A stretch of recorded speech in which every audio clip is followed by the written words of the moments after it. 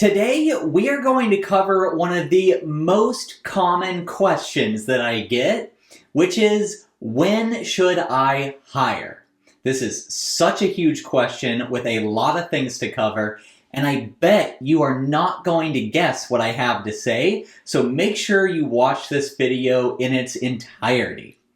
I want to give a quick special thank you to both Dre and Morgan for both submitting this question to go along with my 8,000 subscriber Q&A series. Thank you all so much for getting me to 8,000 subscribers. I cannot believe that we are here. And this video right here is episode 2 of this series. I'll put the link to episode 1 where I cover all of your marketing questions in a pinned comment down below. If you're not familiar with me and my story, I thought it would be good to start this question with a little bit of my backstory. So, my name's Doug the Dog Guy, and I'm the owner and founder of Bad to the Bone Pet Care. I became a solo pet sitter and dog walker all the way back in 2013, and I brought on my first team member about 11 months into my business in 2014. And in the 11 years since then, I have employed over 125 people. I started with independent contractors and eventually transitioned over to full W-2 employees a few years ago. And currently, I have 25 pet sitters and dog walkers on my team. So that's a little bit of my backstory. I also teach other pet sitters and dog walkers how to go from being a solo pet care provider to a team leader over in my Positive Hiring course. And through the course and my private coaching services, I've been able to work with over 200 businesses from across the country. So between my experience with my own business and working with other businesses, I feel like I have a pretty good grasp on when you should hire and this side of things. But just because I have a good grasp on things now, that does not mean that was always the case. If you've ever watched my videos before, you've probably heard me say that I've learned everything the hard way. You know, I have made every mistake in the book. And I'm still here smiling, so if you don't love what I say in this video or in any of my other videos, go do it a different way. It doesn't matter. You know, there is no right or wrong answer to a lot of these things. You really have to take into account what you want for your own business and just see if it works or not. When I brought on my first team member, I was definitely not ready. I had done no research. I had not put a strong foundation in place for my business. I had none of the proper documentation, and it really came back to bite me.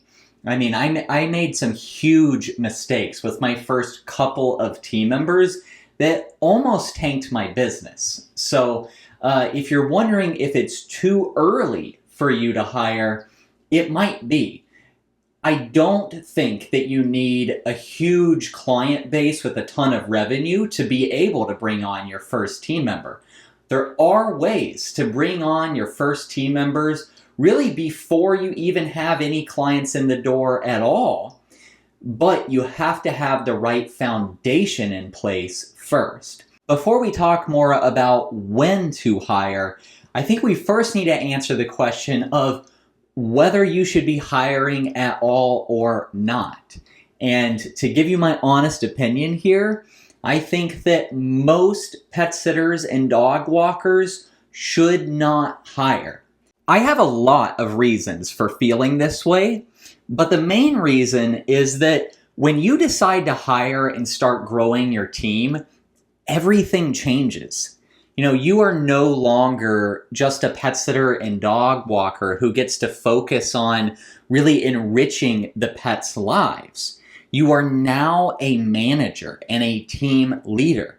And now all of your time is based around making sure that people's paychecks are submitted on time and making sure that you're deducting the right amount of taxes and that those are being submitted to the right organization at the right time, and making sure that their schedule and their routes are as optimized as possible. It really changes the entirety of your day-to-day as the business owner. And I know that most of us come into pet sitting and dog walking because we love the time spent with the animals. And a lot of us came into this wanting to get away from our previous corporate lives where we had to deal with people and maybe even manage people. And we were wanting just a change of pace. And this is where you have to remember that this is your business. You get to call the shots. You get to do things however you wish to do them. If you are going to hire and grow a team, you have to want to be a team leader. And you have to be ready, willing, and able to show up as the leader that your team needs and deserves every day, especially on the hard days. And if you're not ready, willing, and able to do that, then you should not be considering hiring. Now, I could talk all day about how to get a day off if you're a solo pet sitter and how to find help with your clients and other ways to grow and change your business besides hiring. But that's not what this video is about. This video is supposed to be about when to hire. So I'll just quickly say that I have made a previous video where I cover some of this, and I will put the link to that down in that pinned comment down below, so you can go watch that video afterwards. And if you want me to talk more about this, drop a comment down below and I can make more content about how to go about that. So with that being said, let's talk about when you should hire. Now, there are a million different ways to go about this, and there's honestly not really a right or wrong answer.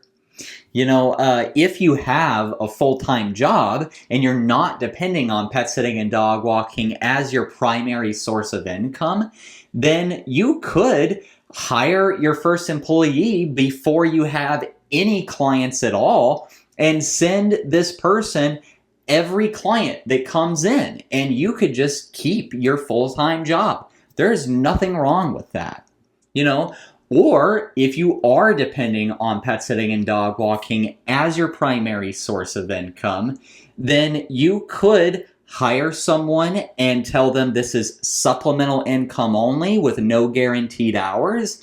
And you could just give them all of the overflow requests that you can't take yourself. Or you could pick, you know, a couple days of the week that you don't want to work and give them all of the requests on those couple of days. There's just so many ways to go about it.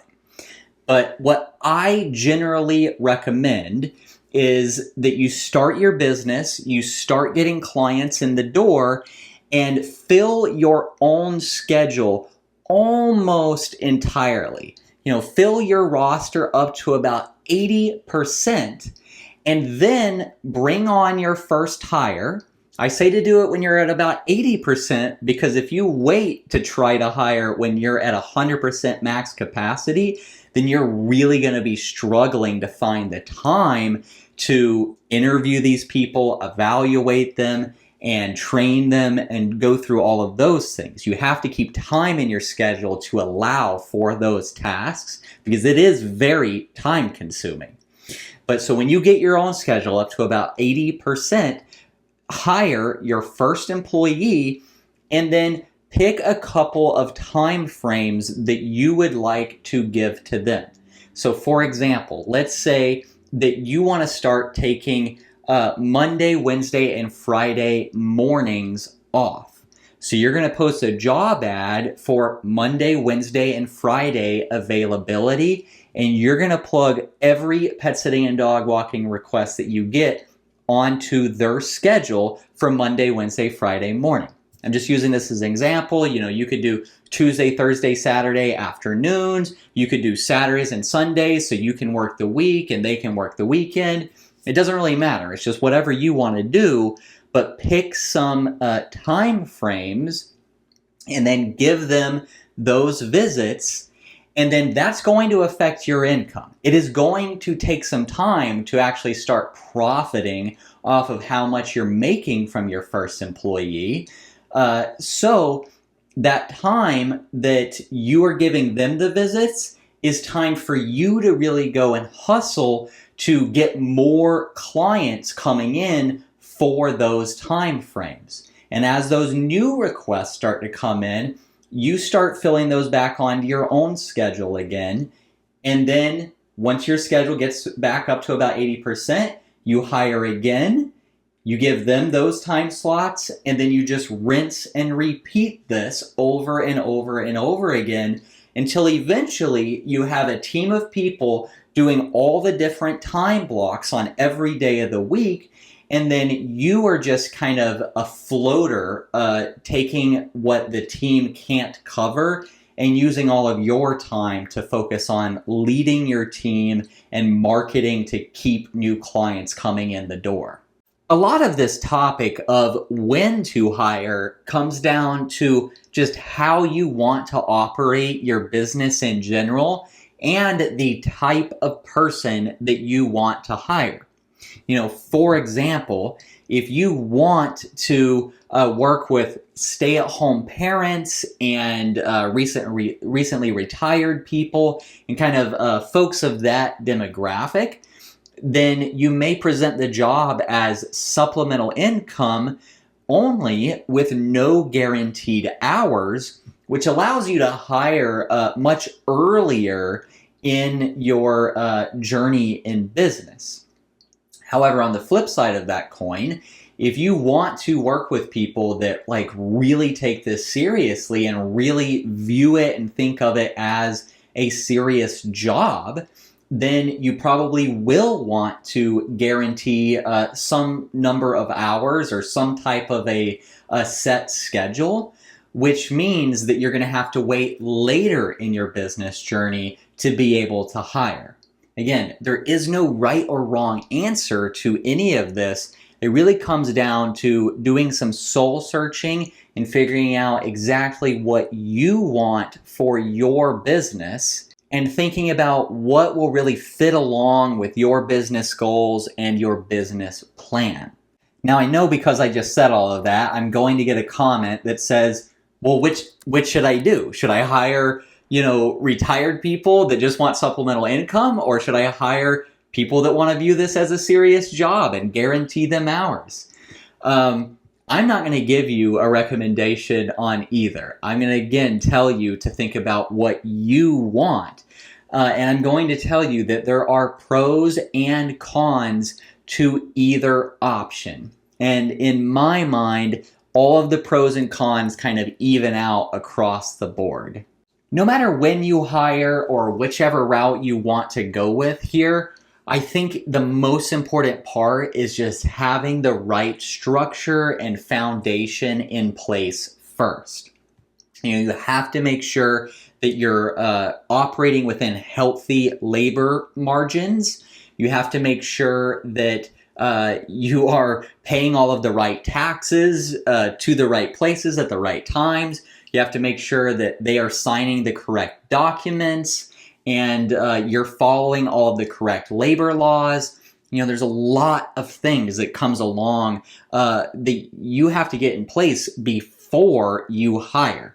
And again, that's where my positive hiring course comes in. I teach you all of that in the hiring course.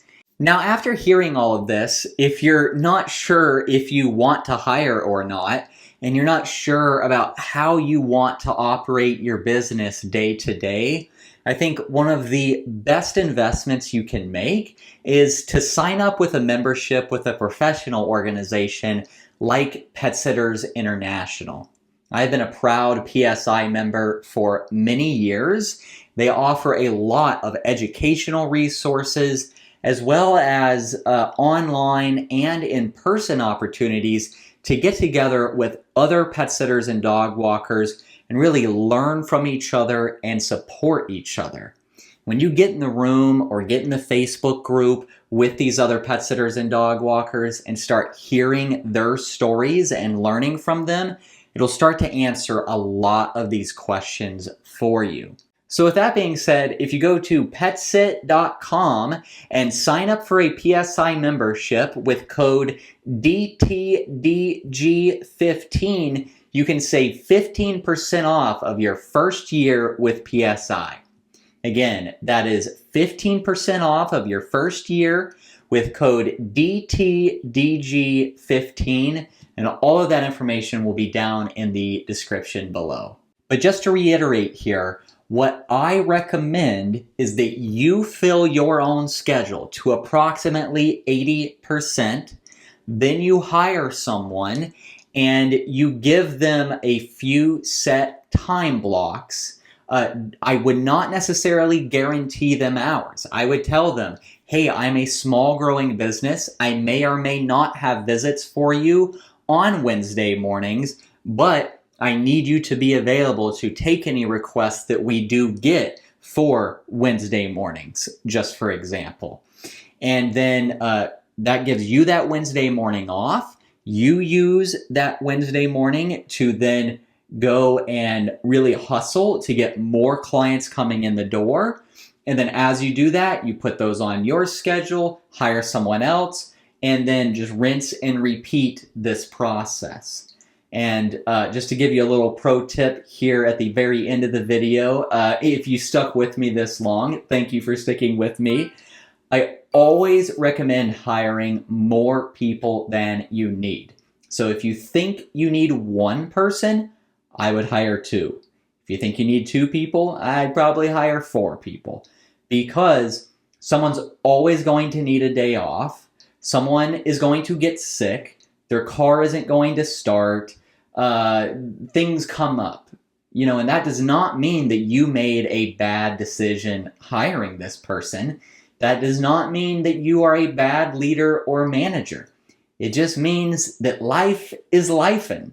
That's what happens. And that's part of the reason that I think a lot of people probably should not hire, is because you're going to have to deal with these things as they come up. Ask yourself, before you decide if you want to hire or not, ask yourself, what am I going to do when I've booked a vacation and I have scheduled my employees to go do these pet sits and dog walks, and then the employee calls and says she's sick, or her kid is sick and she has to go pick her kid up from school, or her other job called her in, or the million of things that come up. How are you going to respond to that situation? And if you are not going to respond well, or if that's something that you don't want to deal with at all, just don't hire. Find a different way to go about it. Now, I hope I haven't talked you out of hiring. I just want to be realistic about your expectations here. As I said, I've had employees for over 10 years now. I've employed over 120 people over the last decade, and I love it. It has been incredible for me. But that does not mean that it's the right decision for everyone. So again, I'm just trying to be open, honest, and very realistic with you guys. Thank you so much for sticking around to the end of the video. If you liked this video, I would recommend that next you go watch my video on other ways to grow your business without hiring, just to really get your wheels turning and really understand the full scope of things before you make a final decision here. And like I said, I will put the link to that video down in the description below, and hopefully it'll be right here on the screen for you to click on. So with that, I'm Doug the Dog Guy, reminding you to stay positive.